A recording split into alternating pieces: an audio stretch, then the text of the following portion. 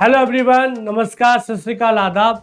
आप सभी बच्चों का प्रिंस सिविल सर्विस के यूट्यूब चैनल पर स्वागत है। बच्चों, आज के सेशन में हम लोग मौर्यकालीन प्रशासन यानी कि मौर्यन एम्पायर के एडमिनिस्ट्रेशन की चर्चा करेंगे और चर्चा का माध्यम क्या रहेगा? एमसीक्यू यानी कि मल्टीपल चॉइस क्वेश्चन के माध्यम से हम लोग इस सेशन को देखने का प्रयास करेंगे, समझने का प्रयास करेंगे कि आखिर मौर्यकाल प्रशासन कैसा था, मौर्यकाल प्रशासन में अधिकारियों को क्या कहा जाता था और किस तरीके से कार्यप्रणाली सुचारू रूप से चलाई जाती थी। तो चलिए आज के सेशन को स्टार्ट करते हैं। लेकिन सेशन को स्टार्ट करने से पहले आपके लिए एक सूचना कि बच्चों, प्रिंस कॉलेज एक ऐसा कॉलेज है जहां पर आपको कॉलेज के साथ साथ आईएएस और आरएएस की तैयारी भी कराई जाती है। यानी कि जैसे ही आप कॉलेज को खत्म करेंगे आफ्टर 3 इयर्स, तो आपका आईएएस और आरएएस का लगभग 80% सिलेबस कंप्लीट हो जाएगा। फर्दर अदर इंफॉर्मेशन के लिए आप इस नंबर पर कांटेक्ट कर सकते हैं और प्रिंस सिविल सर्विसेज के social media platform Facebook, Twitter, Instagram, इससे आप जुड़ सकते हैं ताकि आपको नई नई अपडेट जानकारी मिलती रहे। तो चलिए बच्चों, आज का सेशन स्टार्ट करते हैं। आज के सेशन का सबसे पहला सवाल है, निम्न में से विविता अध्यक्ष किसका अध्यक्ष था? यानी कि ये जो अधिकारी है, ये जो अध्यक्ष है, ये किस डिपार्टमेंट को संभालता था? हमारा प्रश्न ये है। तो आपके सामने ऑप्शन है वन विभाग, चारागाह, बंदरगाह, सीमा प्रदेश। यानी कि आपके सामने बच्चे जो ऑप्शन है उसमें से आपको बताना है कि ये जो अधिकारी है विविता अध्यक्ष, ये किस डिपार्टमेंट का एक हेड होता था? वन विभाग का है, चारागाह का है, बंदरगाहों का है, सीमा प्रदेश का है। तो बच्चों, हमारे इस प्रश्न का उत्तर है चारागाह। ध्यान रखिएगा, चारागाह। चारागाह का जो अध्यक्ष होता था उसको कहते थे विविता अध्यक्ष। ओके। वन विभाग के अध्यक्ष को क्या कहते थे? कुप्या अध्यक्ष। ओके। बंदरगाहों के अध्यक्ष को क्या कहते थे? पतना अध्यक्ष। सीमा प्रदेश के अध्यक्ष को क्या कहते थे? अंतपाल। ओके। तो हमारे प्रश्न का उत्तर क्या हो जाएगा? हमारे प्रश्न का उत्तर है चारागाह। यानी कि जो चारागाह होता था, चारागाह किसको कहते हैं?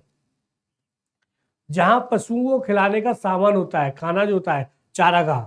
तो चारागाह की जो जमीनें होती थी उनको क्या कहते थे? उसके अध्यक्ष को क्या कहते थे? उसके अध्यक्ष को कहते थे विविता अध्यक्ष। अगला प्रश्न है, निम्न में से कौन पासपोर्ट जारी करने वाला अधिकारी था? ओके, ध्यान रखिएगा। अगला प्रश्न है कि निम्नलिखित में से वो कौन सा अधिकारी है जिसका प्रमुख कार्य था पासपोर्ट को जारी करना? पासपोर्ट को जारी करने वाला अधिकारी का नाम क्या था? आपके सामने ऑप्शन है मापा अध्यक्ष, गणिका अध्यक्ष, वत्याध्यक्ष और पन्याध्यक्ष। क्लियर? आपके सामने 4 ऑप्शन है। इन चारों में से आपको वो ऑप्शन चुनना है, आंसर चुनना है जो कि पासपोर्ट जारी करने वाला अधिकारी था। मापाध्यक्ष किसका अध्यक्ष होता था बच्चों? किसका अधिकारी होता? ये साम्राज्य में दूरी मापने वाला अधिकारी था। दूरी मापने वाले अधिकारी को क्या कहते थे? मापाध्यक्ष। तो ये तो ऑप्शन गलत है, ये तो हमारा है नहीं, क्योंकि हमको देखना पासपोर्ट जारी करने वाला। गणिका अध्यक्ष, ये वैश्याओं से संबंधित अधिकारी होता था। ये वैश्याओं का या गणिकाओं का अधिकारी होता था, तो ये भी ऑप्शन नहीं हमारा। अगला है वत्याध्यक्ष। यस, उत्तर यही है। वत्याध्यक्ष किसको कहते थे? ये वो अधिकारी होता था जो कि पासपोर्ट जारी करता था। पासपोर्ट जारी करने का अधिकारी, यानी कि जैसे वर्तमान में पासपोर्ट होते हैं, अगर आप कोई विदेशी हो और आपको मौर्य साम्राज्य में भ्रमण करना है, किसी कार्य के लिए आए हो, व्यापार के लिए आए हो, राजदूत हो, तो इन सबको पासपोर्ट दिया जाता था। किसके द्वारा? वत्याध्यक्ष के द्वारा। वत्याध्यक्ष कौन होता था? जो अधिकारी जो कि पासपोर्ट जारी करता था उसको कहते थे वत्याध्यक्ष। अगला ऑप्शन है पन्याध्यक्ष। पन्या, ये किससे संबंधित है बच्चों? ध्यान रखिएगा, ये व्यापार का प्रमुख अधिकारी होता था, व्यापार का अधिकारी होता था। व्यापार का अध्यक्ष भी कह सकते हो उसको आप।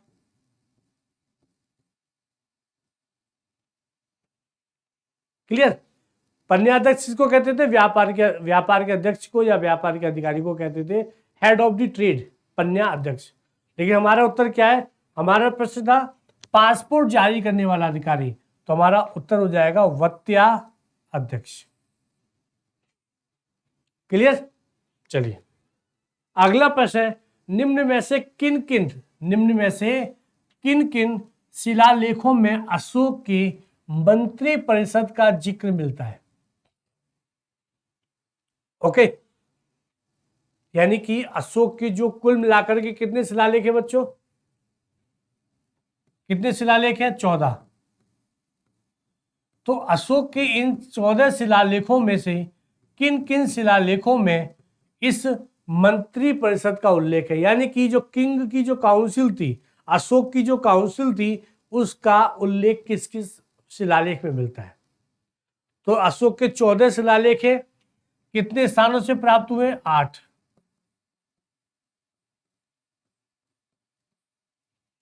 भारत के 8 स्थानों से 14 शिलालेख प्राप्त हुए हैं। अब हमारे क्वेश्चन का ऑप्शन है, ए है तीसरे शिलालेख में उल्लेख है, बी है चौथे शिलालेख में, सी है छठे शिलालेख में, डी है उपयुक्त सभी में। यानी कि अशोक की जो मंत्री परिषद थी उसका उल्लेख अशोक के 14 शिलालेख में से किस किस में पाया जाता है? तो बच्चों ध्यान रखिएगा, तीसरे शिलालेख में भी अशोक का उल्लेख है, चौथे शिलालेख में भी अशोक के मंत्री परिषद का उल्लेख है, और छठवें शिलालेख में भी अशोक के मंत्री परिषद का उल्लेख प्राप्त होता है। यानी कि इसका उत्तर हो जाएगा डी। यानी कि थर्ड, फोर्थ एंड 6, इन तीनों शिलालेखों में, इन तीनों रॉक इंस्क्रिप्शन में आपके अशोक की काउंसिल का उल्लेख प्राप्त होता है। तो हमारा उत्तर क्या हो जाएगा? हमारा उत्तर हो जाएगा डी। अगला प्रश्न है, निम्न में से उपधा परीक्षण क्या है? क्या पूछा है? निम्न में से उपधा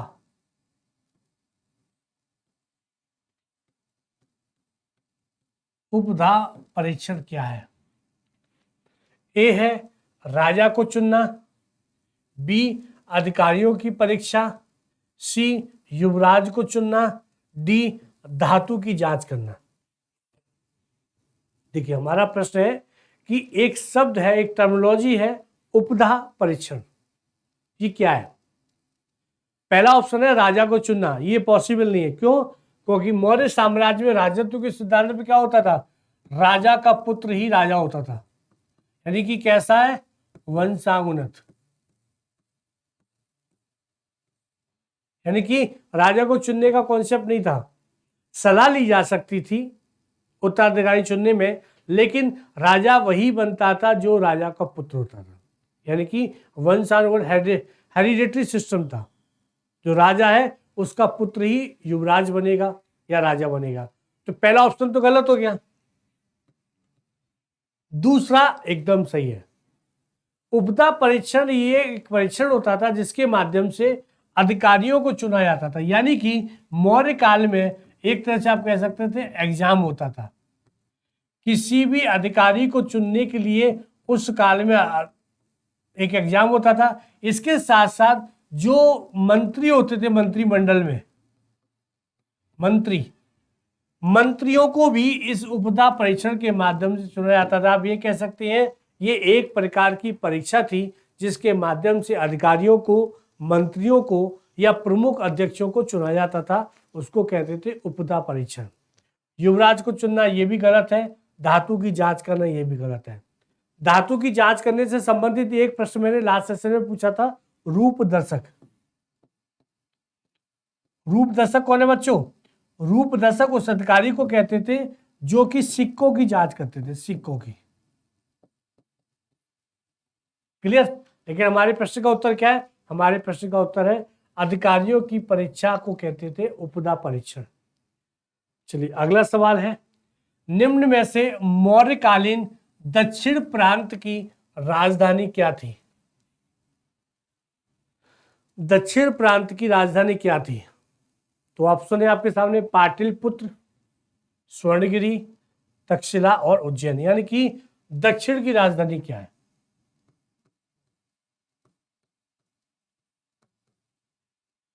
पाटलिपुत्र किसकी राजधानी थी? प्राच्य की, सेंटर की। यस, स्वर्णगिरी। ध्यान रखिएगा, स्वर्णगिरी ये मौर्य काल के दक्षिणी प्रांत की राजधानी थी। तक्षशिला उत्तरापथ की, जो उत्तरापथ प्रांत था उसकी राजधानी थी। उज्जैन अवंती की राजधानी थी। और एक प्रांत और था कलिंग। कलिंग की राजधानी क्या थी? तोसली। तो कुल मिलाकर के कितने प्रांत थे? 5। प्राच्य की पाटलिपुत्र, दक्षिण प्रांत की स्वर्णगिरी, कलिंग की तौसली, उत्तरापथ की तक्षशिला, अवंती की उज्जैन। ये 4 राजधानियां हैं 4 प्रांतों की, और एक प्रांत था कलिंग जिसकी राजधानी तौसली। यानी कि कुल मिलाकर के मौर्य साम्राज्य में कितने प्रांत थे? 5। मौर्य साम्राज्य कंप्लीट 5 प्रांतों में विभाजित था, और ये उनकी राजधानियां हैं। तो बच्चों, आज का सेशन आपको कैसा लगा? कोई सजेशन, कोई कमेंट करके आप बताइए, और इस प्लेटफॉर्म को ज्यादा से ज्यादा शेयर कीजिएगा। आज के सेशन के लिए धन्यवाद, और इसी प्रकार से अन्य सेशन में हम लोग एमसीक्यू के माध्यम से और सारे टॉपिकों का देखने का प्रयास करेंगे। चलिए, थैंक यू सो मच।